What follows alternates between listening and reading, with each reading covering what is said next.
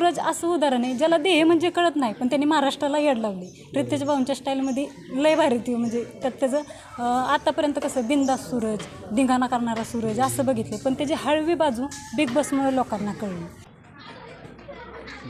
नमस्कार, डिजिटल महाराष्ट्र न्यूजमध्ये आपल्या सर्वांचं स्वागत. आज आपण मोडवे या ठिकाणी आलेलो आहोत आणि याचं कारण आहे सूरज चव्हाण, जो बिग बॉसमध्ये आता सध्या धुमाकूळ घालत आहे आणि तो ज्या शाळेमध्ये थोडे दिवस का होईना शिकला, तर त्या शिक्षकांचं काय मत आहे, त्याच्या काय आठवणी सांगतायत सर, ते आपण पाहूया.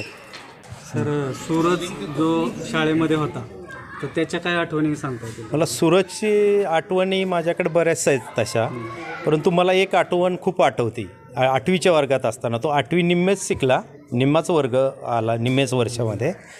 तर आमचे शिक्षक काय करायचे, त्याची घरची परिस्थिती बेताची होती म्हणून शिक्षक घरी जायचे आमचे आणि त्याला काहीतरी वही देणार आहे, पेन देतो हे करून, मग तेवढ्यापुरतं दिल्यापुरतंच तो 3-4 दिवसच यायचा आणि परत दुसऱ्या दिवशी परत घरी थांबायचा. असं सारखं सतत त्याचं व्हायचं. रेग्युलर काय तो हजर नसायचा. त्याचे घरचे प्रॉब्लेम होते आणि शाळेतले शिक्षकांनीही तसे प्रामाणिक प्रयत्न केले. मला एक आवर्जून सांगायचं वाटतं की आमच्या सूरजनी आम्हा शिक्षकांना खूप मान दिला. आज आपल्या माध्यमातून चॅनल, तुम्ही आमची मुलाखत घ्यायला आजपर्यंत आमच्या ह्याच्यात कोणी आलं नाही. आज आपण चॅनलवाले आलात, आम्हाला म्हणजे एक सूरजने आम्हाला संधी दिली चॅनलवर यायची, बोलायची. निश्चितपणे सूरजला यामध्ये यश मिळो. अख्ख्या महाराष्ट्राने, देशाने सूरजला वोट करावं आणि त्याला बिग बॉसमध्ये स्थिर करावं, अशा पद्धतीची आम्हा सर्व शिक्षकांच्या वतीने विनंती करतो. कितवी इयत्तेमध्ये असताना शिकवलं आणि तो स्वभावाने कसा होता? मी इयत्ता 6वीचा वर्ग शिक्षक त्याचा होतो. मी सांगितल्याप्रमाणे तो शाळेत येत नव्हता. त्याला थोडंसं वही देतो, पेन देतो म्हटलं, तेवढ्या दिवसापुरता तो यायचा आणि परत गैरहजर राहायचा. त्याची काही घरची कारणं असतील, परिस्थिती असेल, अडचण असेल, पण त्याला इतर गोष्टीची फार आवड होती शाळेपेक्षा. मी मग सांगितलं की त्याला बोबडं बोल होतं किंवा शाळेविषयी त्याला गोडी नव्हती, नको वाटायची शाळा त्याला. बाकीचंच त्याला गोट्या खेळणं, सारे ते विट्टीदांडू खेळणं किंवा बाहेर फिरणं, इतर ॲक्टिव्हिटीमध्ये तो आवड असायची त्याला. त्यामुळे तो बाहेरच असायचा, सतत शाळेत नसायचाच. पण आज आनंद एवढा होतो आहे की मी त्याला शोधायला जायचो त्यावेळेस, पण आज मीच बिग बॉसचे म्हणजे कलर्स मराठी लावून ते पाहतोय त्याचा कार्यक्रम. फार आनंद होतो आहे. कसं वाटतंय तुम्हाला? अगदी अभिमान वाटतो मला त्याचा, की तो शिकला नाही, पण आज मला त्याचा सार्थ अभिमान वाटतो की तो पुढं गेला आहे. सूरज जो शाळेमध्ये होता तुमच्याकडं, त्यावेळेस तो स्वभावाने कसा होता? तो नाही, खोडकर होता, पण अभ्यास अजिबात त्याला करावं असं वाटायचं नाही आणि गैरहजेरी असायची. आपण जर विचारलं ना की अरे सूरज तू काल का शाळेत आला नाही, तर नाही, काहीच सांगणार नाही, कारण काहीच सांगायचं नाही. आणि वह्यात लिखाण तर कसलंच पूर्ण नसायचं.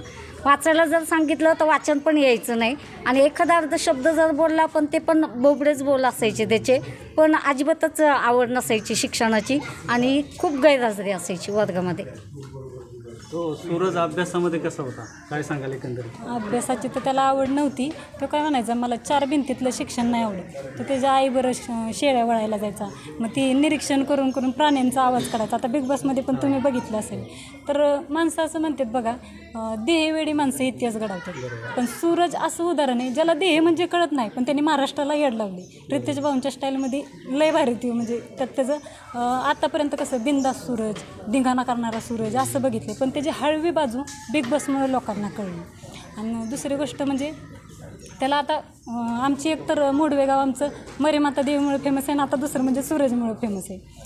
आणि आता भरपूर कसं असतं, कोणतंही काम नवीन केलं की टीका होती, त्याच्यावर पण झाली, परंतु त्याच्या अडाणीपणाचा त्याला असा फायदा झाला की टीका होती ती त्याला कळलंच नाही. म्हणजे वाचता येत नसल्यामुळे काय लोक बोलतात, काय त्याला काय घेणं देणं नाही. माझं मला पैसे भेटतात, ही भेटतात, नवीन कपडे घालायला भेटतात, त्यातच तो खुश होता. दुसरी गोष्ट असं नाही की शाळेने भरपूर त्याला सपोर्ट केला. म्हणजे कसं, तू शाळेत ये बाबा, तुझा आर्थिक काय पैसे नाही आम्ही देतो. त्याच्या 2 बहिणी मॅडमनी दत्तक घेतल्या होत्या, ते त्यांच्याकडंच राहिला खायला असायच्या. असं म्हणजे भरपूर केलं, पण एखाद्याला आवड नसली किंवा छंद नसला तर त्यात नाही पण. सूरजच्या बाबतीत हे तसंच झालं. फक्त आता वाटतं सूरजने जसं नाव कमावले, अभिमान तर आहेच. कसं असतं, चमत्काराशिवाय नमस्कार करत नाही जग. त्याच्या बाबतीत हे तसं झाले. कालपर्यंत कोंबड खत वाहणारा, येडं म्हणणारा, त्याचा आत्ता कुठं लोकांना निरागसपणा दिसायला लागला आणि चांगलं वाटते लोकांना. म्हणजे ही सुद्धा बाजू कळली पाहिजे. बरोबर. तुम्ही सूरजबद्दल एकंदरीत काय सांगाल, काय त्याच्या आठवणी? सूरजची परिस्थिती खूपच हलाखीची होती. त्याचे आईवडील अगदी शेळ्या मेंढ्या राखत असायचे आणि त्याच्या बहिणी देखील आमच्याकडे शाळेला होत्या. मग एक बहीण शिक्षण न करता माझ्याकडे राहिली होती आणि एक बहिणीला पूर्ण तिचं शिक्षण मीच केलं, तिला दत्तकच घेतली होती. सूरज त्यांच्याबरोबर आमच्याकडे खेळायला यायचा, आपल्याकडे शाळेलाही होता तो. त्याला शाळेत ये बाळा शिक असं म्हटलं की त्याला वाटायचं मॅडम मला काय अभ्यासात गोडी नाही. आणि मग शेळ्यांमध्ये ते दगडं मारणे वगैरे ते करता करता त्याला ते बुक्कीट टेंगुळ वगैरे असे ते SQ RQ ZQ इंग्रजी ABCD शिकवायला गेलं की हे डायलॉग तो मारत असायचा. आणि मग आम्ही म्हणायचो अरे SQ RQ ZQ येतं आहे म्हटल्यानंतर ABCD तर तुला येईल बाळा, तू शिक, ये शाळेत, काहीच घाबरू नकोस. पण त्याला शाळेची गोडी नसायची. आणि मग त्याच्या बहिणींना भेटण्यासाठी वगैरे तो आमच्याकडे कधी कधी येत असायचा. तर बिग बॉसमध्ये त्यांनी खरंच खूप छान नाव केलेलं आहे. लोकांनी त्याला सपोर्ट द्यावा अशी इच्छा व्यक्त करते. धन्यवाद.